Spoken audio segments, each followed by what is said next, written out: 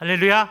네, 오늘 어린이 주일을 맞이했습니다. 특별히 5월 가정의 달을 맞이해서 우리 믿는 우리들이 먼저 건강하고 행복한 가정을 세울 뿐만 아니라 하나님을 경외하고 또 부모님을 공경하고 형제 우애할 수 있는 축복의 가정들이 되시기를 주님의 이름으로 축원합니다.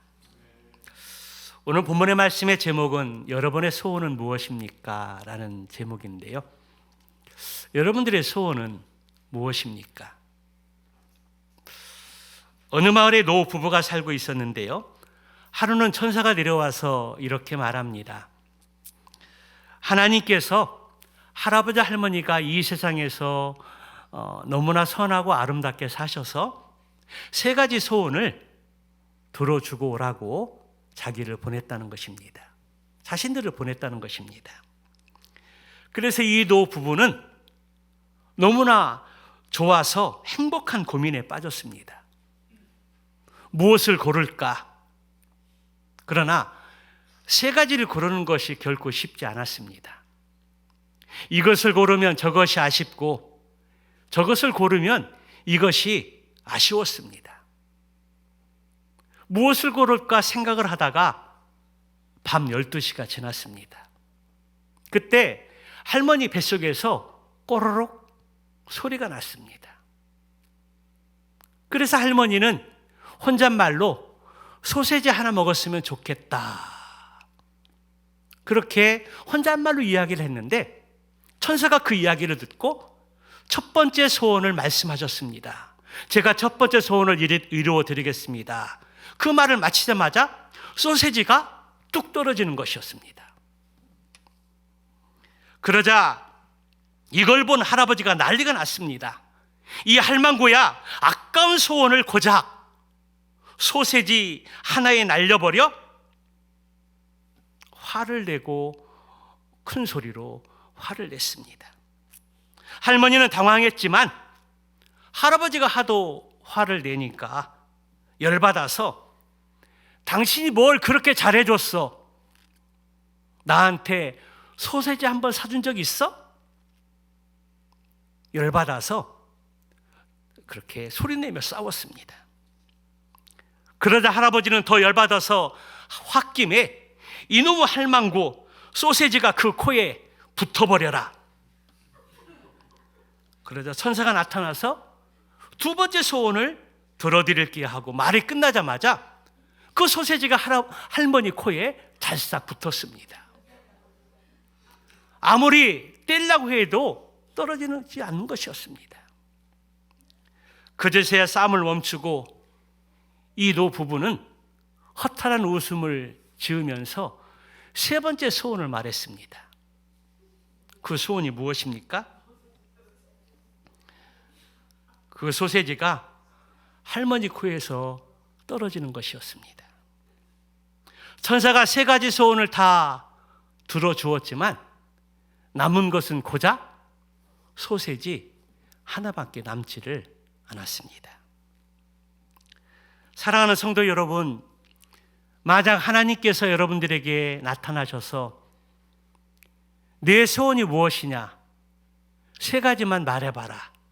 내가 그 소원을 들어주겠다라고 말씀하신다면 여러분들은 어떤 소원을 말씀할 수 있을 것 같습니까? 우리 교회 학교 때 불렀던 찬양이 있는데요.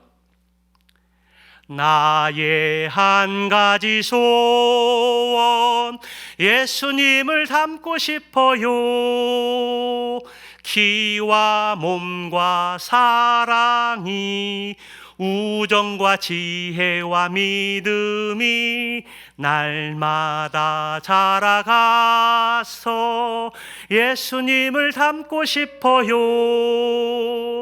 주님 말씀 안에서 자라고 싶어요. 우리 어렸을 때 참 많이 불렀던 찬양입니다. 그렇지 않습니까? 그런데 요즘 교회 학교에 아이들이 없습니다. 출산율도 저하됐지만 결혼을 해도 아이를 낳고 싶지 않답니다. 전도를 해도 아이들이 오지 않고 우리 교회 학교에도 열 몇 명의 어린이들이 있는데 대부분 잠수 탔습니다. 교회에 오더라도 재미가 없답니다.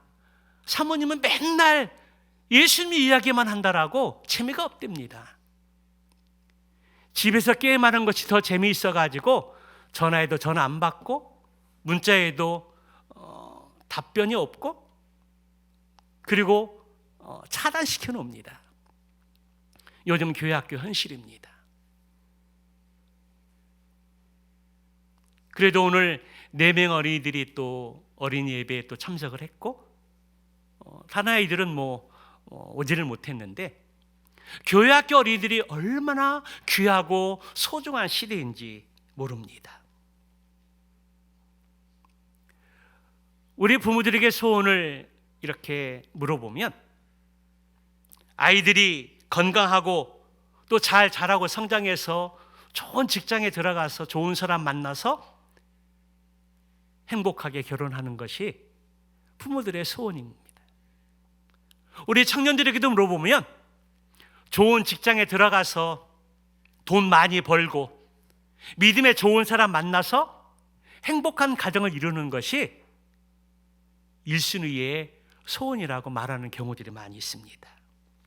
그렇다면 믿음을 가진 여러분들에게 소원이 무엇이냐고 묻는다면 여러분들은 어떻게 대답할 수 있을 것 같습니까? 별로 틀리지 않을 것입니다. 여러분들의 소원이 무엇입니까?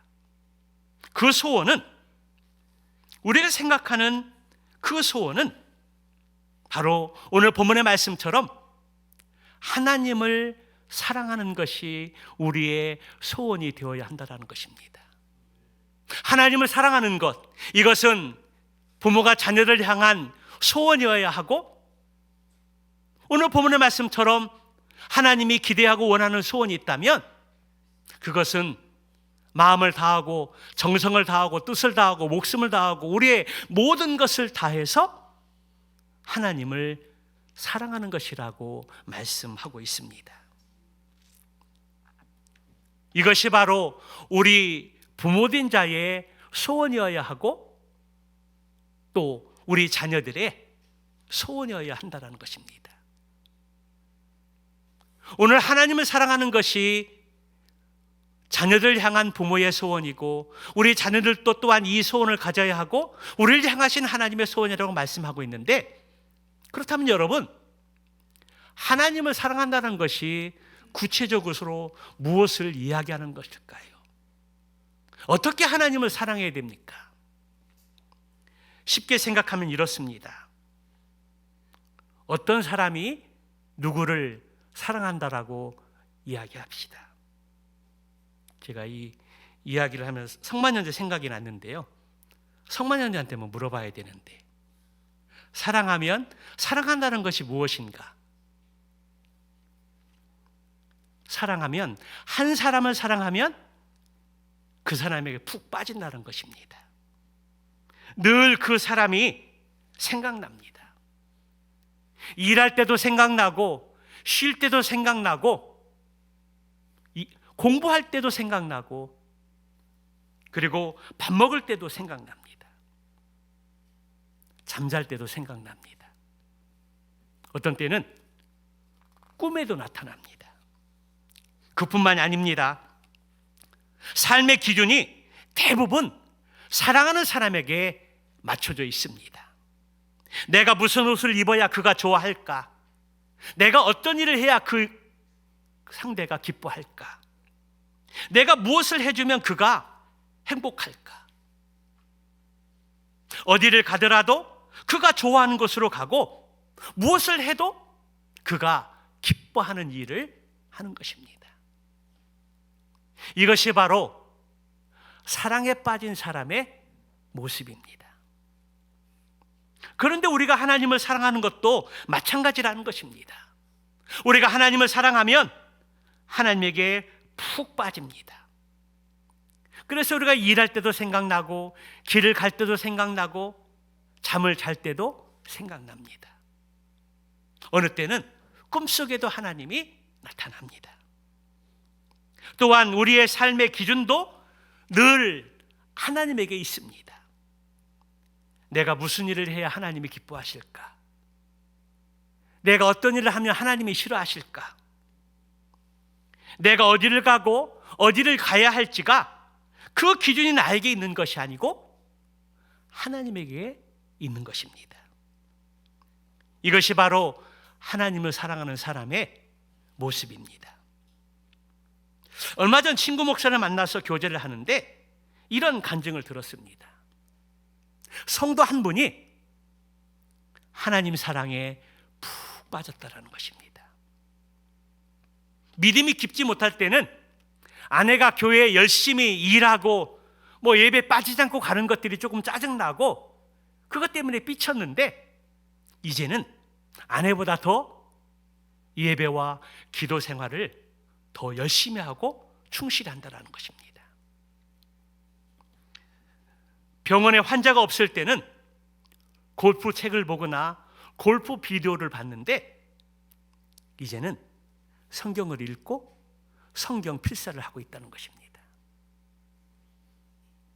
또 사람을 만나면 정치 이야기를 하면서 여당은 이렇고 야당은 저렇고 비판하는 일들이 많이 있었었는데 이제는 예수님 이야기를 더 많이 한다는 것입니다. 이것이 바로 하나님을 사랑하는 사람의 모습입니다. 성도 여러분, 그렇다면 우리 또한 그러한 삶을 살아야 하지 않겠습니까? 우리가 하나님을 사랑한다면 우리 또한 그렇게 삶을 살아야 하지 않겠습니까? 성경의 말씀에 보게 되면 하나님이 좋아하시는 것 많이 기록되어 있습니다. 우리 하나님께서 예배드리는 것을 좋아한다면 우리가 하나님이 좋아하시는 거 하면 됩니다. 예배드리면 된다는 것입니다. 우리가 기도하는 것을 하나님이 좋아하신다면 우리가 하나님 앞에 열심히 기도의 삶을 살면 된다는 것입니다. 우리가 하나님 말씀에 순종한 것을 하나님이 좋아하신다면 우리가 하나님의 말씀을 듣고 아멘으로 화답하고 또 그 말씀에 순종하면서 그 말씀을 지켜 행하려고 살면 되는 것입니다. 그것이 바로 하나님을 사랑하는 사람의 모습이라는 것입니다. 사랑하는 성도 여러분, 여러분의 소원이 무엇입니까? 남편이 사업이 잘 돼서 돈 많이 벌고 자녀들이 원하는 직장에 취업해서 좋은 사람 만나서 행복한 가정을 세우는 것이 여러분들의 소원입니까? 틀리지 않습니다. 우리가 기대하고 원하고 소원하는 것들이 바로 그런 유의 내용들입니다. 자녀들 또한 원하는 직장에 취업해서 좋은 사람 만나서 결혼하고 그리고 아프지 않고 온 가정이 건강한 것, 대부분의 기도의 제목들이나 소원하는 내용들이 대부분의 우리 일상의 삶 속에서 얻고자 채우고자 하는 내용들이 부지기수입니다. 그러나 이러한 것보다 더 귀한 소원이 있습니다.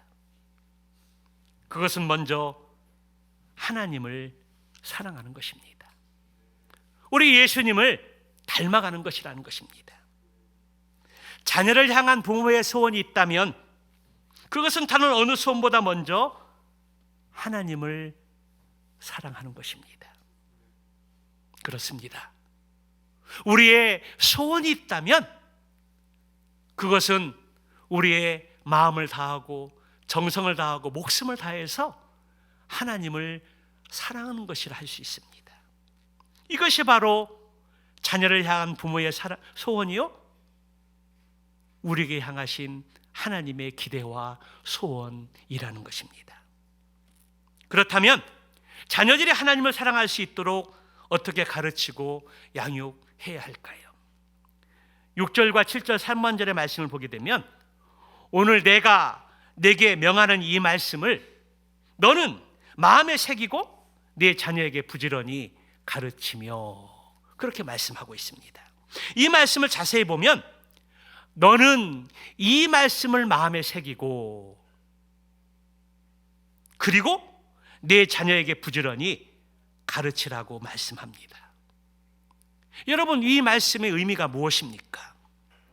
자녀 교육 이전에 부모 교육이 먼저라는 것입니다. 자녀들에게 먼저 가르치기 전에 먼저 하나님께 명하신 말씀을 부모인 우리 자신이 먼저 마음에 새겨야 한다는 것입니다. 우리는 자녀들을 어떻게 하면 잘 가르치고 양육할까 그렇게 힘쓰고 애쓰는 모습을 보게 되는데요. 그러나 그 전에 먼저 우리 자신이 하나님의 말씀을 마음에 새기는 것이 먼저라는 것입니다. 제 자신의 삶을 돌아보면 결혼하기 전에 훈련하고 배워야 할 것들이 많이 있었었는데 생각했던 것만큼 훈련받고 배우지 못했던 것 같습니다. 신학교 때부터 가정에 대한 관심이 있어서 또 신학과지만 기독교 교회학과에 그 가정에 대한 것들을 수강을 하고 결혼에 대한 것들을 수강을 했습니다. 그러나 생각보다 많이 훈련받고 배우지 못했습니다. 결혼이라는 것이 무엇이고 또 가정이라는 것은 무엇이고 어떻게 가정을 세워야 하는지 결혼 전에 먼저 배우고 훈련받아야 되는데 충분하게 그러질 못했다는 것입니다. 그러다 보니까 부부가 살면서 갈등이 생기고 부딪히고 또 상처를 주면서 시행착오를 많이 거쳤습니다. 자녀 교육의 경우도 마찬가지입니다. 자녀를 낳기 전에 자녀는 어떤 존재이며 또 어떻게 키우고 양육해야 되는지 그런 많은 지식들을 가지지 못했습니다. 오늘날 많은 젊은이들이 결혼을 앞에 두고 이러한 충분한 교육을 받지 못합니다. 그래서 얼떨결에 아기를 낳고 아기를 어떻게 키우고 양육해야 되는지 그런 선지식을 갖지 못하기 때문에 허둥대는 경우들을 많이 보게 됩니다. 부모는 가르치기 전에 먼저 배우는 존재라는 것입니다. 잘 배워야 잘 가르칠 수 있습니다. 그래서 결혼을 앞둔 예비 부부들에게는 결혼 예비 학기가 필요하고 그리고 그거를 수료한 그 이후에 아버지 학교, 어머니 학교, 부부 학교들의 훈련과 교육이 절대적으로 필요합니다. 우리가 결혼을 하기 전에 먼저 그런 것들을 가르쳐주는 통로들이 많이 없었습니다. 또 관심은 있지만 시간을 내지 못해서 그런 교육과 훈련을 받기가 쉽지가 않습니다. 그렇기 때문에 결혼을 앞둔 믿음의 청년들은 이러한 가정사역의 학교들을 또 지원을 해서 훈련을 받고 교육을 받는 것들이 너무나 중요한 과정입니다. 6절의 말씀을 다시 보면 오늘 내가 네게 명하는 이 말씀을 너는 마음에 새기고, 하나님의 말씀을 먼저 부모들이 마음에 새기라고 그렇게 당부하고 있습니다. 여기 새긴다라는 이 단어는 히브리어로 의역하면 체질하라는 그러한 의미가 있습니다. 하나님의 말씀을 먼저 내 마음에 체질화시키라는 것입니다. 제가 비염이 조금 있는데요. 이렇게 계절이 바뀌고 그러면은 헛기침과 그리고 콧물이 자주 나옵니다. 이것이 너무 반복되다 보니까 이비인후과에 찾아가서 의사 선생님에게 그렇게 물었습니다. 선생님, 어떻게 하면 이 비염이 치료될 수 있습니까? 의사 선생님께서 말하기를 일반적인 치료와 근본적인 치료가 있는데, 근본적인 치료는 체질을 바꾸라는 것입니다. 지금의 체질을 바꿔야 된다는 것입니다. 그러면 계절이 바뀌더라도 그런 것들을 기침이나 콧물이 이렇게 잦아들 수 있다는 것입니다. 그렇습니다. 부모인 우리가 자녀들에게 바르게 가르치고 양육하기 위해서는 먼저 하나님의 말씀이 우리의 삶 가운데 체질화되도록 먼저 힘쓰고 노력해야 한다는 것입니다. 잘못된 습관들은 버리고 주님이 주시는 새로운 성품으로 우리가 또 삶을 살고, 그래서 새로운 체질로 완전히 바뀌고 변화되도록 우리가 힘써야 된다는 것을 말씀하고 있는 것입니다. 그래야 사랑의 말이 나오고 축복의 말이 나오고, 그리고 인내가 나오고 겸손이 나오게 되는 것입니다. 배우기 전에, 가르치기 전에 배우는 것이 먼저이고, 그래서 부모인 우리 자신이 말씀으로 체질화될 때에 자녀들을 바르게 교육할 수 있는 것입니다. 어떤 교육학자가 말하기를 우리나라 자녀 교육은 외주 하청형 교육이다. 외주 하청형 교육이다. 그렇게 말했습니다. 여러분, 무슨 말입니까? 자녀 교육을 다 다른 사람의 손에 맡긴다는 것입니다. 신앙교육은 교회에 맡기고, 그리고 지식교육은 학교에 맡기고, 선행교육은 학원에 맡긴다는 것입니다. 다만 부모는 필요하면 돈 주고, 재워주고, 또 입혀주고, 그런 것으로 다 한다는 것입니다. 그러나 하나님은 그렇게 말씀하고 있지 않습니다. 성경은 말씀하기를 내가 오늘 여러분에게 명하는 이 말씀을 먼저 마음에 새기고 자녀에게 부지런히 가르치라고 명령하고 있습니다. 먼저 마음에 새기는 것입니다. 하나님의 말씀을 우리의 삶에 체질화시키는 것입니다. 여러분, 그 방법이 무엇입니까?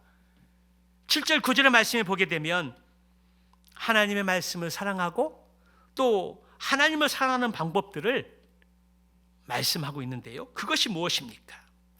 그 방법은 집에 앉았을 때, 또 길을 갈 때, 누웠을 때, 일어났을 때 하나님의 말씀을 가르치라는 것입니다. 또 그것을 손에 매어 표로 삼고 이마에 붙여서 기호로 삼고 집 문설주와 대문에 써서 붙여서 자녀들을 수시로 하나님의 말씀을 가르치라는 것입니다. 이러한 여러 가지 방법과 통로를 통해서 하나님의 말씀에 가까이 대할 수 있도록 가르치라고 말씀하고 있습니다. 유대인들의 역사는 참으로 고난의 역사였었는데요, 수천 년 동안 나라 없이 그 민족이 살았습니다. 전쟁도 많았습니다. 그럼에도 불구하고 그러한 상황 속에서도 놓치지 않은 것이 있다면 그것은 자녀 교육이었습니다. 유대인들의 자녀 교육의 방법을 보게 되면 아이가 말을 배우기 시작하면서 제일 먼저 가르치는 것은 오늘 본문의 말씀인 신명기 6장 4절에서 9절의 말씀을 암송하게 했다라는 것입니다. 하나님을 사랑하는 방법, 어떻게 사랑하는지 그 말씀을 가장 먼저 암송하게 했다라는 것입니다. 그리고 가정 예배를 드리는데 자녀들을 초대해서 예배 드리는 방법, 기도하는 방법, 그러한 것들을 가르치면서 말씀을 읽고 기도하고 예배하는 생활들이 습관화될 수 있도록 이끌었다는 것입니다. 그리고 티핀이라고 하는 조그만 상자 2개를 만들어서 그 속에 성경 암송 구절을 담았다고 합니다. 그러면서 하나는 이마에 붙였습니다. 여기 이마에 붙인다는 것은 불완전한 인간의 지식이나 경험보다는 하나님의 지혜의 말씀으로 살라는 뜻이 담겨져 있습니다. 또 하나는 손목에 메었다고 합니다. 손목에 맨다라는 것은 무슨 일을 하든지 하나님의 은혜가 있어야 가능하다는 것을 가르치기 위함입니다. 그것으로 그치지 않았습니다. 대문 안팎에 메주자를 설치했습니다. 이 메주자라는 것은 하나님의 말씀을 기록한 조그만 목판을 가리킵니다. 오늘 우리의 삶 속에 가정에 보면 성경 구절이 쓰여져 있는 액자들이 있죠. 그리고 문 앞에 또 목판에 하나님의 말씀이 기록되어진 그러한 나무에 새겨진 하나님의 말씀들이 있습니다. 그것을 말하는 것입니다. 그리고 들어가면서 또 나오면서 하나님의 말씀을 보라는 것입니다. 액자에 담겨져 있는 하나님의 말씀, 목판에 쓰여져 있는 하나님의 말씀을 들어가면서 나오면서 늘 그 하나님의 말씀을 접하고 읽고 암송하고 묵상하라는 의미입니다. 이렇게 나가면서 들어오면서 철저하게 하나님의 말씀을 대하고 또 읽고 묵상하고 접할 수 있도록 그런 환경을 만들었다는 것입니다. 여러분, 이렇게 가르친 결과가 무엇입니까? 세계적인 물리학자 아인슈타인, 그리고 유명한 미래학자 엘빈 토플러, 천재적인 경제학자 자크 아탈리, 그리고 컴퓨터 천재인 빌 게이츠와 스티븐 잡스, 영화 감독인 스필버그, 이 유명한 사람들이 그러한 교육을 받고 성장하고 자라고, 그리고 이 사회에 엄청난 선한 영향을 끼치는 사람들로 세워진 것입니다. 유태인의 인구는 세계 인구의 0.25%밖에 되지 않는답니다. 그런데 노벨 평화상의 4분의 1, 27%가 바로 유태인들이 이렇게 차지했고요. 세계 억만장자의 40%가 유태인입니다. 세계 50대 기업 절반이 유태인이 세운 회사입니다. 여러분, 그 비결이 무엇일까요? 어렸을 때부터 가정에서 하나님 말씀으로 신앙교육을 철저하게 했을 때 그 말씀을 듣고 자란 어린이들이 믿음 안에서 성장해서 이 세상에 선한 영향을 끼치는 그런 사람들이 되었다는 것입니다. 어떤 집사님은 이 말씀을 듣고 결혼해서 자녀를 낳고 아이가 말하기 시작했을 때 주기도문을 암송시켰답니다. 그리고 짧은 성경 구절을 이렇게 카피해서 이렇게 암송할 수 있도록 도왔답니다. 그리고 왜 주일 성수를 해야 하는지, 또 예배를 드리고 가르치는 것, 기도하는 것, 그리고 어려운 어른들을 도와주도록 가르쳤다고 합니다. 특별히 아이들에게 하나님을 사랑하는 방법들을 가르쳤는데요. 제일 새 옷을 사주면 제일 먼저 예배드리는 자리에 그 새 옷을 또 입혔고요. 새 신발을 사주면 제일 먼저 하나님께 예배드리러 가는 날에 그 새 신발을 신도록 했다라는 것입니다. 그리고 수입이 생길 때는 11조를 드리는 것을 가르쳤고, 먼저 하나님께 드릴 헌금을 떼어놓도록 했다라는 것입니다. 그리고 헌금을 줄 때는 이름은 자기가 쓰도록 그렇게 교육하고 훈련했다라는 것입니다. 여러분, 이렇게 훈련받고 양육받고 가르친 그 아이는 어떻게 되었을까요? 여러분, 물어보나마나 아닙니까? 하나님을 기쁘시게 하고 주님을 닮아가고 경건의 삶을 힘써 사는데 그 아이가 어떻게 되었겠습니까? 하나님께 그 인생을 책임져 주시고 그 인생을 열어주시지 않았겠습니까? 사랑하는 성도 여러분, 이 세상에서 가장 귀한 존재라고 한다면 그것은 바로 우리 자녀들일 것입니다. 내 생명보다 가장 소중한 존재가 있다면 그것은 우리 자녀들일 것입니다. 하나님께서 이 세상의 가장 귀한 존재를 우리에게 선물로 주셨고 우리에게 맡기셨습니다. 그리고 오늘 우리에게 말씀해 주시기를 그 자녀들에게 마음을 다하고 정성을 다하고 힘을 다하여 여호와 하나님을 사랑하도록 가르치고 양육하라고 우리에게 명령해 주고 있습니다.